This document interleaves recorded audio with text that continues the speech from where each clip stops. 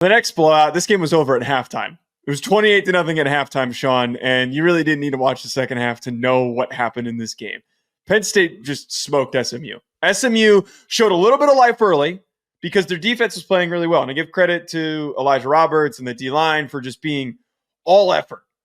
But they could not survive the turnovers that Kevin Jennings produced in the first half. The 3 interceptions that he had, 2 pick sixes, it was incredibly backbreaking.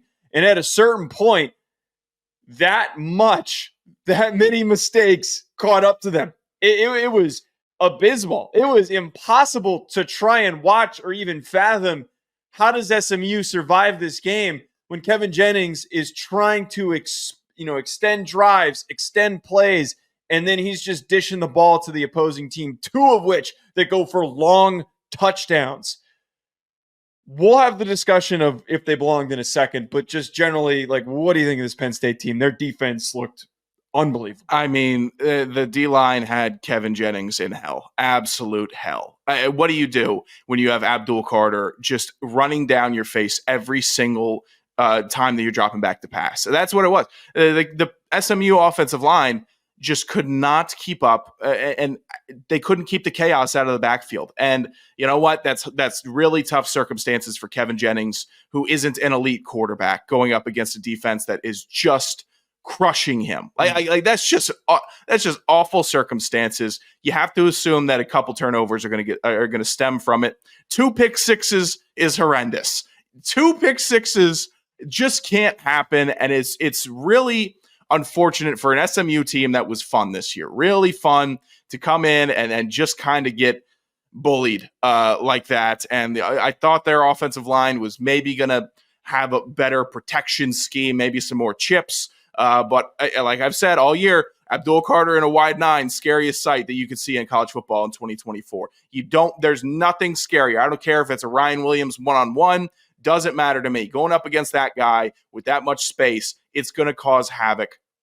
And you know what? Good for Penn State. They didn't start slow. They decided, hey, we're going to take this one seriously. We're not going to give SMU a chance, which I was certain that James Franklin was going to have his paws all over this one. Say, all right, I'm going to do my bit here. I'm going to underachieve, but SMU is not a big dog, so he didn't really flop. So they didn't underachieve, and Tom Allen coached a really good defense, playing really good contain, that Kevin Jennings is trying to extend the play, and then as he's looking around, nothing's opening up, and then that's what led to those early turnovers. But we do need to acknowledge here, if there wasn't such a talent gap, this game wouldn't have ended up being so lopsided, and they wouldn't have been given the grace of how bad their offense was playing. Their offense badly needed the cushion that they were afforded by the 2 early interceptions that were returned for touchdowns, to the point where they were matching them in the first half for the amount of points that the defense scored compared to what the offense put on the board. I think that it is important to discuss, and it's not going to happen against Boise, but when they get to that Final Four team part of the bracket, they're going to smoke Boise, by the way, if that's how they looked against SMU. I mean, that is going to be a bloodbath. That is going to be, if they were able to do that and bottle up the one good player on SMU's offense, Ashton Jeanty is probably going to have a good game, but Maddox Madsen is going to be flailing for his life. Easy now, Matt. He's quirked up. Let him go, man. One athletic trait of his that is quirked up other than his waist. Vision.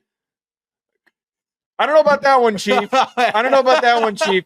What I was trying to say, though, is that when they get to those Final Four teams and they play Notre Dame or they play Georgia, they have to be completely locked in at the beginning of the game. They were really all over the place. And that SMU D-line is good, and they were giving great effort at the beginning of the game, but they're going to face much more difficult battles going up against SEC defensive linemen or that Notre Dame defensive line that is extremely smothering. They can't start slow. It is something that definitely needs to be addressed. Yeah, I wouldn't run it with Aller as much. I just let the 2 awesome running backs that you have run the rock. Aller, at times in this game, really overthought some decisions and was trying to it wasn't hero ball deep shots, but he wasn't just taking the easy first decision that converts a first down or just makes the play and keeps the offense moving. It looked like he was always trying to make a play. Sometimes the play is made for you and all you have to do is oh, I'll just dump it right off to my running back into the flat for the first down. If he can just let that water just sit at a simmer and not start boiling over. I know you want the pasta right now, Aller. I know you want it, but you got to cook it right. You can't just start overcooking it. Let the water flow out. Just stay at an even keel. And I think he could actually operate this Penn State offense in a way that could scare other defenses. Their defense can keep them in games, sure. But as long as they're not spasmodic on offense and overly eager to get into the end zone, they can stay balanced and really cause some fits. I was trying to figure out if Geraldo was Italian or not, and if what you said could be deemed offensive. I could not find anything. The other conversation here that gets opened up, though, that I just want to get out of the way, because there were a lot of people yelling and grandstanding about the fact that Indiana should not have been in the playoff. And I think that conversation is a little bit more nuanced. It's the debate of, well, they didn't play anyone. They still blew everybody out. Did Indiana do more to prove that they were worthy of being there than Alabama, Ole Miss, and South Carolina? I think that just by a hair they did. Alabama and Ole Miss and South Carolina probably would have put up closer games, but I still think Notre Dame would have won those opening matchups based on the way that they played and how they came out swinging to start the game. But SMU, and I said that this the minute the bracket was released, they didn't belong. They clearly did not belong on that same field with Penn State. The talent gap was so noticeable. The coaching gap was also noticeable. This was not the circumstance of where Indiana couldn't help their schedule, so they said, and the same thing applied for Notre Dame, where they said, you know what, we can't get the signature win. We're going to go out and play through all 4 quarters, and we're just going to blow out everybody that we play. SMU is living off of a schedule where, let's run through their last few games. They beat Cal 38-6, 33-7 to Virginia. Wow, I'm bad at reading these. They only won by 10 over Boston College, 38-28. They beat Pitt 48-25. They won by 1 over Duke, 28-27. They have a close win over Louisville, 34-27. And the BYU loss, they suffered by 3 points at the beginning of the year. Their resume and their schedule was far less impressive playing up against a bunch of unranked ACC teams. I don't know how anything that they've done this season really seemed impressive enough to think, oh, they could go out there and put up a fight against Penn State. There wasn't shit that they did all year that made me think that was going to happen. This is the one team that I will agree out of all 12 that were in the playoff field that did not freaking belong. How are we going to stick them in there after the final time that they were given a chance to prove themselves against Clemson and they fought their way back? But Clemson also doesn't really belong in the conversation for how barely they snuck into the playoff just because they won their conference.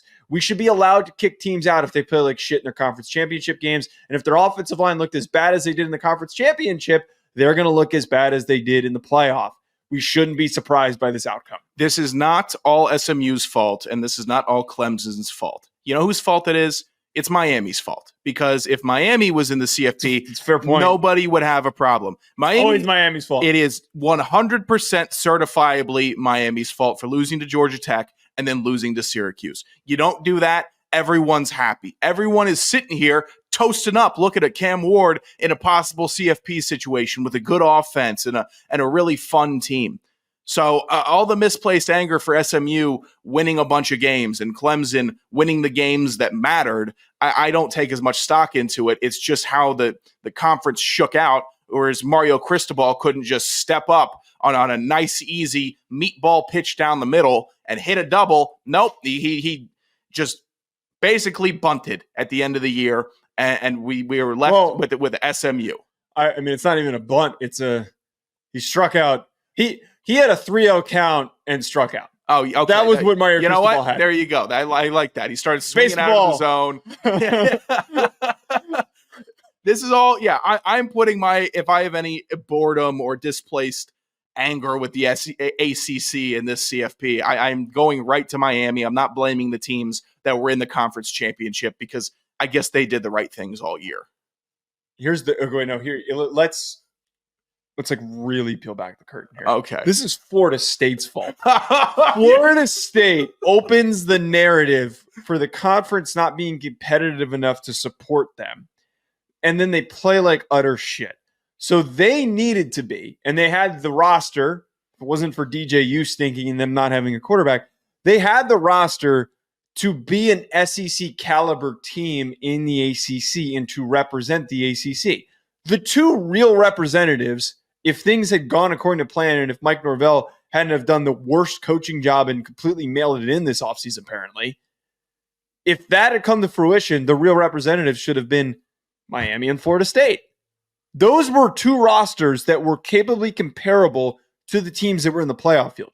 But instead, because both of them couldn't get the job done, we're stuck with this slop. That's the real people to blame.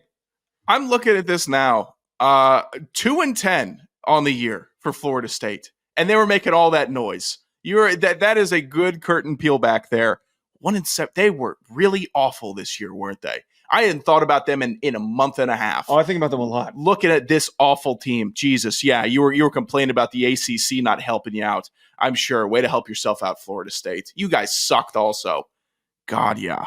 God, the ACC stunk this year. UVA's awful. They're all bad. What are UVA They're all bad. straight for? You know what? Just cause. Do something once ever. That UVA.